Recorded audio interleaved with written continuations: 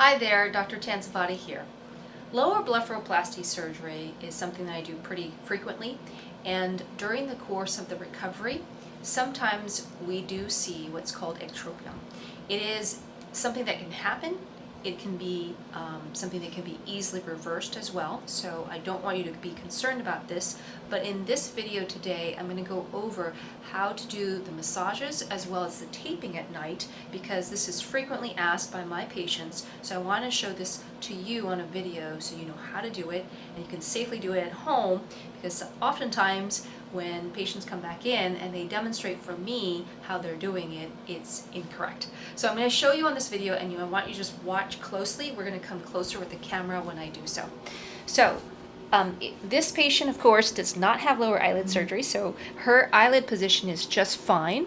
But in ectropion, the lid can start to droop a little bit down after surgery, and that's from the swelling that can pull on it, as well as fibrosis or scarring that's deep that can have a pull on the lid. So what I'm going to want to do is to counteract the forces. So what you'll want to do is do a massage. The massage is in an upward direction to pull this outside portion, this is the lateral portion of the lower eyelid, in an upward direction. So you see this corner here, we're pulling this lateral and the corner up. We're doing that and we're holding it for 1 minute. Now I'm not going to do this for one whole minute, but you can see the process. It should touch that upper eyelid. Oftentimes when you have ectropion, if it's not touching the upper eyelid, that's because of the scarring. In normal patients, it should be able to touch that upper eyelid. Okay? The other thing I'll have you do, besides holding for a minute, is to circularly pull the lid outward and up, and then hold it. So circular to break up scar that's underneath the lid, and then pull up. Okay? Does that hurt? No. Okay. So it's just a little tension, sometimes some pressure. Then at night, what we'll want you to do is using a paper tape. This is a paper tape. We don't want to have you rip the skin. So paper tape is really gentle on the skin.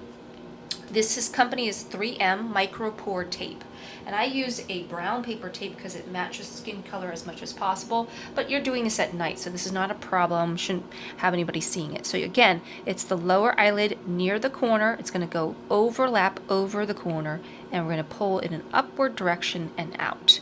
Okay? Now, slightly open your eyes. Does that feel weird? A little bit. Does it feel tug? Mm-hmm. Yes. Okay. So that's how we do it. I'm going to do that over again without pulling over her lashes too much.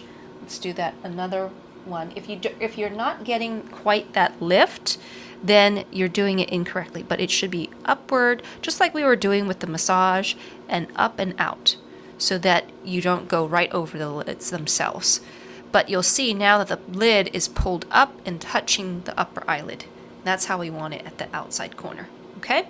And that's how you're going to sleep with this, is to have this tape to cover and pull on the lid at night when you're sleeping at night. So there you have it. I'm demonstrating to you how you would be doing that for ectropion after the surgery, and it sometimes can take a full year for that to relieve and go away. So you've got to be diligent about it sometimes. I've never had to have to go in there and do surgery to correct the ectropion. Oftentimes it's related to scarring that's deep or swelling that's pulling on the lid, and it will go away with time. Thank you so much for listening.